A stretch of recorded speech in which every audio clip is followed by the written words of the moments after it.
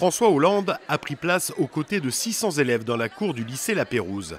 C'est ici même qu'en 1903, Jean Jaurès, député du Tarn et ancien professeur de l'établissement, prononça le discours à la jeunesse.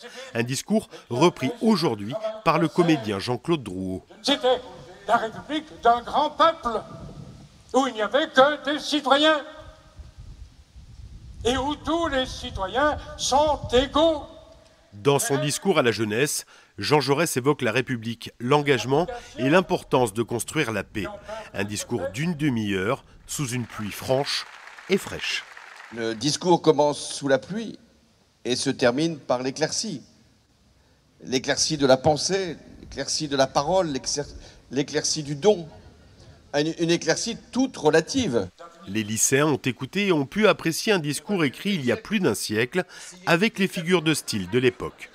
Il y a beaucoup de métaphores, de figures de style aussi qu'il utilise et c'est intéressant du coup de voir comment il crée un discours. On a appris qu'il parle de l'humanité, qu'il parle de la jeunesse et que c'est même encore aujourd'hui des paroles qui portent et qui fonctionnent.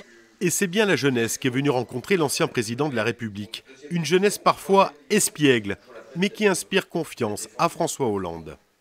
Il y a un message qui reste vrai auprès des jeunes, c'est-à-dire de leur dire ayez confiance, soyez vigilants sur ce qui peut vous menacer, mais soyez dans l'espérance que votre engagement va produire quelque chose. Vous êtes les successeurs, vous êtes l'humanité future.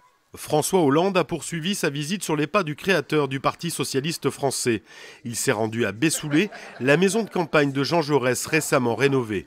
Cette année, de nombreux hommages sont rendus aux tribuns tarnais, entrés au Panthéon il y a 100 ans.